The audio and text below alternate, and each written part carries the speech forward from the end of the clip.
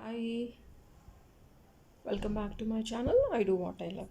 ఈరోజు Bank Nifty option trading 48,800 strike price and call వచ్చేసి ఇది లాస్ట్ వీక్ హోల్డింగ్ కాల్ అనమాట.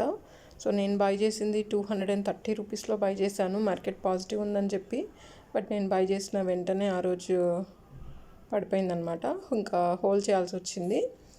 హోల్డ్ చేస్తే మార్కెట్ క్లోజింగ్ టైంలో మైనస్లో క్లోజ్ అయిపోయింది, -6,015 రూపీస్ అలా. సో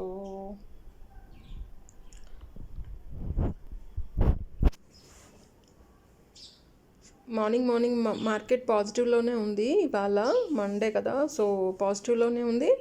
అండ్ దట్టు ఏంటంటే నేను 230 వరకు వస్తుందో రాదోలే అనుకున్నాను తీసుకున్న ప్రైస్కి. బట్ మార్కెట్ లాస్ట్ వీక్ అన్ని న్యూస్లు పాజిటివ్గా ఉన్నాయి. సో దానివల్ల ఇవాళ వన్ సైడ్ రన్ అయింది మార్కెట్ టోటల్గా. సో 3-4 ట్రేడ్స్ చేశాను నేను, మళ్ళీ ఎంట్రీస్ తీసుకొని. సో 48,800లో ప్రాఫిట్ వచ్చేసి 230 బయింగ్, 270 ఎగ్జిట్.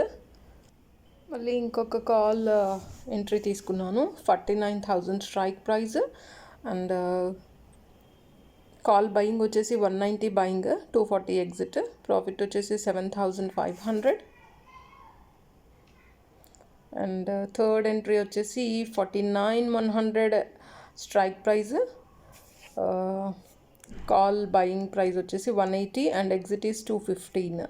దీంట్లో ప్రాఫిట్ వచ్చేసి 5,050 రూపీస్. అండ్ ఫోర్త్ ఎంట్రీ వచ్చేసి 49,200.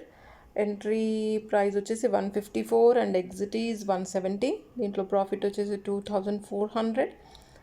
అండ్ అగైన్ మళ్ళీ ఎంట్రీ తీసుకున్నాను 49,400. ఇది వచ్చేసి 140 బయింగ్, ఎగ్జిట్ వచ్చేసి 190. ఇవన్నీ కూడా 10 లాట్స్ అండి. ప్రతి ట్రేడ్లో 10 లాట్స్ తీసుకున్నాను. సో లాస్ట్ దాంట్లో ప్రాఫిట్ వచ్చేసి 7,485 రూపీస్.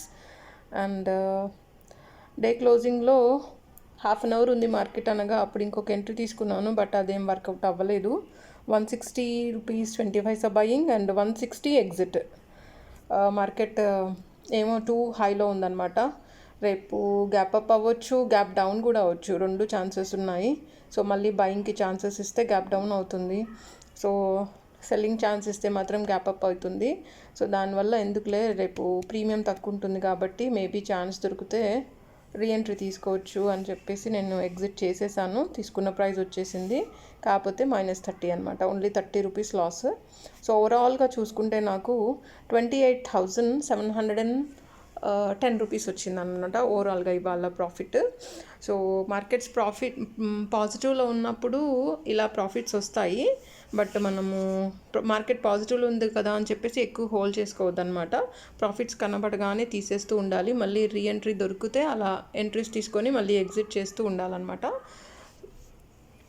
అందువల్ల సేఫ్ సైడ్ ఉంటాము. లేదు అని చెప్పేసి మార్కెట్ పాజిటివ్లోనే ఉంది కదా అని బై చేసి హోల్డ్ కూడా చేయొచ్చు, స్టాప్ లాస్ మెయింటైన్ చేస్తే. ఓకే, మీరు ఇంత లాస్ బేర్ చేయగలుగుతారు అని అనుకుంటే స్టాప్ లాస్ మెయింటైన్ చేసి హోల్డ్ చేసుకోవచ్చు, అలా కూడా మీకు ప్రాఫిట్స్ వస్తాయి. బట్ స్టాప్ లాస్ వస్తే ఏమవుతుందంటే ఇలాంటి మార్కెట్లో తొందరగా హిట్ అయిపోతుంది. సబ్స్క్రైబ్ చేయడం మర్చిపోకండి, లైక్ చేయండి, షేర్ చేయండి. Thank you.